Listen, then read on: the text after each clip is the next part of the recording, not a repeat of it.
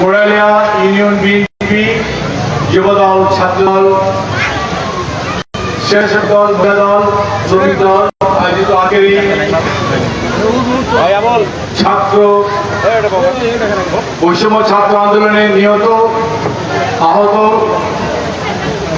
এবং আমাদের বন্যায় ক্ষতিগ্রস্ত যারা ক্ষতিগ্রস্ত হয়েছেন এবং অনেকেই মৃত্যুবরণ করেছেন, তাদের স্মরণে আজকে দোয়া মাহফিলে আয়োজিত আজকের এই সভার সভাপতি আমাদের প্রিয় নেতা শমশের শেখ। এখানে উপস্থিত আছেন আমাদের মধুপুর বিএনপির সভাপতি জাকি সরকার, আমাদের হাউসনার বৃহত্তর হাউসনার প্রাক্তন চেয়ারম্যান, আমাদের উপজেলার সেক্রেটারি নাসির শেখ, উপস্থিত আছেন আমাদের মধুপুর পৌর সভাপতি আমাদের প্রিন্স, এখানে আছে আমাদের বদলের সেক্রেটারি পৌর বিএনপি, এখানে আছেন আমাদের রতন উপজেলার সিনিয়র ভাইস চেয়ারম্যান এবং আছেন আবাদুল্লাহ সিনিয়র জয়েন্ট সেক্রেটারি সহ উপস্থিত আমার বিএনপির প্রিয় নেতৃবৃন্দ, আমাদের যুবদল, ছাত্রদল, শ্রমিক দল, মহিলা দল সহ এই কোরালিয়ার নেতৃবৃন্দ এবং আমার সামনে শ্রদ্ধা মুরিদ ভাই, সবাইকে আসসালামু আলাইকুম। আমি প্রথমেই শ্রদ্ধা করে স্মরণ করছি যারা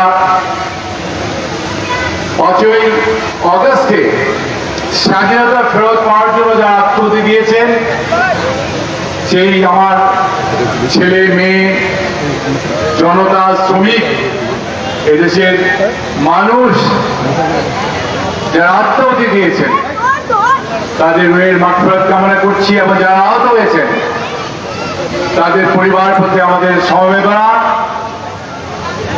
এবং যারা আমাদের বিএনপি, ছাত্রদল, যুবদল দীর্ঘ 15 বছর যারা আন্দোলন করেছে, এই আন্দোলনে যারা গুম হয়েছে, শহীদ হয়েছেন, জেল খেটেছেন, বিশেষ করে যারা মারা গেছেন তাদেরও মেয়ের মাগফিরাত কামনা করছি।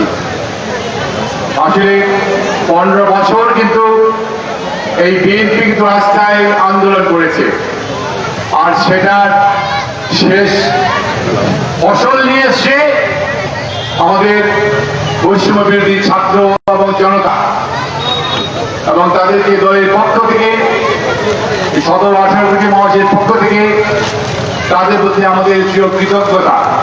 আমরা দ্বিতীয়বারের মতো স্বাধীনতা পেয়েছি। আজকে আমরা চেষ্টা করছি, আমরা জানি ইতিমধ্যে যারা আমাদের এই টাঙ্গাইলে যারা এই ছাত্র বৈষম্যে যারা মারা গেছেন, যারা আহত হয়েছেন, তাদের জন্য কিন্তু আমরা আমাদের দলের পক্ষ থেকে এবং আমার নেতা তারেক রহমানের নির্দেশে আমরা সহযোগিতা করার চেষ্টা করছি এবং অনুদানও দিয়েছি, আর্থিক অনুদান দিয়েছি। চিকিৎসা করার জন্য আমরা টাকা পয়সা দিয়ে হেল্প করার চেষ্টা করছি। আমরা তাদের পাশে দাঁড়ানো আমাদের একটা ফরজ। আজকে কি হয়েছে? শেখ হাসিনা দেশ ছেড়ে চলে গেছে, সেই দিল্লি থেকে আমাদের মোদী সাহেবের ওখানে গিয়ে আশ্রয় নিয়েছে। সারা বাংলাদেশে কোন আওয়ামী লীগের এমপিকে দেখি না, মন্ত্রীকে দেখি না, বিচারপতি পালিয়েছে, বাংলাদেশ ব্যাংকের গভর্নর পালিয়েছে, ইউনিভার্সিটি টিচাররা পালিয়েছে, ক্ষতি পর্যন্ত পালিয়েছে। মানে আওয়ামী লীগের 15-16 বছরের কুকাম কুকীর্তি করার জন্য আজকে তাদের সবাইকে ছাড়তে হয়েছে এবং তারা আজকে আইনের আওতায় আনা অনেকে দেখছি আমরা টেলিভিশনে, এক একদিন এক একটা বেরোচ্ছে আর তাদেরকে এই যে হত্যাকাণ্ড করেছে, 1000-এর মতো আমাদের ছেলে মেয়ে মারা গেছে। মাঝে মাঝে ইউটিউবে দেখি কিভাবে এই ছেলে মেয়েদের তারা মেরেছে, চোখে পানি আসে। দেশ থেকে কোথায় নিয়ে গেছে হাসিনা, এই আওয়ামী লীগ কোথায় নিয়ে গেছে? হাজার হাজার কোটি টাকা চুরি করেছে। অঙ্কে আমরা তো ব্যবসায়ী মানুষ, কিন্তু এই টাকার হিসাব আমরা পাই না রে ভাই। হাজার হাজার কোটি টাকা আওয়ামী লীগ এই টাকা কোথায় নিয়ে গেছে? বিদেশি নিয়ে গেছে। টাকা কিন্তু দেশে নাই। শুনলাম doctor Mahmud Hasan foreign minister, উনি বেলজিয়ামে গিয়ে কথা বলছেন। এরকম কিন্তু অনেক মাহমুদ হাসান চলে গেছেন ভিতরে ভিতরে দেশ ছেড়ে, হাজার হাজার কোটি টাকা নিয়ে চলে গেছেন। সুতরাং এই আওয়ামী লীগ যা করে গেছে, জানি না এই 16-17 কোটি 18 কোটি মানুষের কতদিন এই আওয়ামী লীগের এই অত্যাচারের বোঝা আমাদের বইতে হবে। আমার নেতা আমাকে নির্দেশ দিয়েছেন, আওয়ামী লীগ যা করেছে তা আমরা করতে পারবো না। আওয়ামী লীগ যা করেছে তা করলে কি হয়, আমাদেরকে বলেছে ওদেরকে তোমরা শিক্ষা নিবা। আমার নেতা তারেক রহমান সাহেব বলেছেন মানুষের আস্থা অর্জন করতে হবে। আস্থা অর্জন আমরা কিভাবে করব?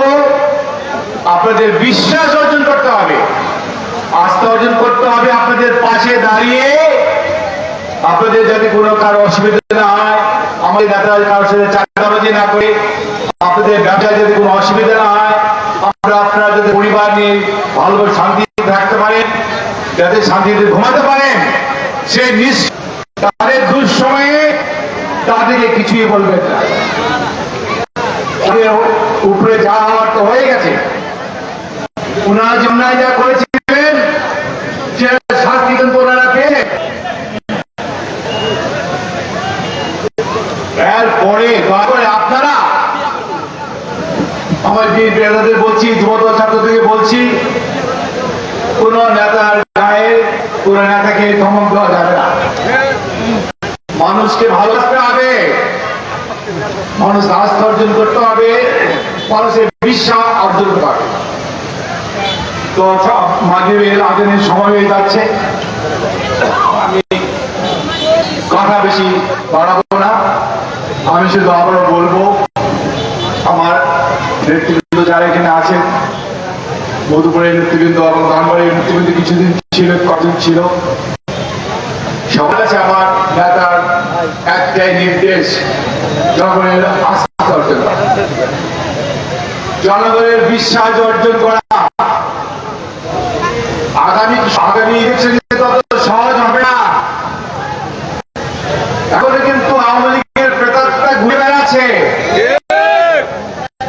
এই প্রেতাত্মা থেকে যদি আমরা বাঁচতে চাই, তাহলে আমাদেরকে সবাইকে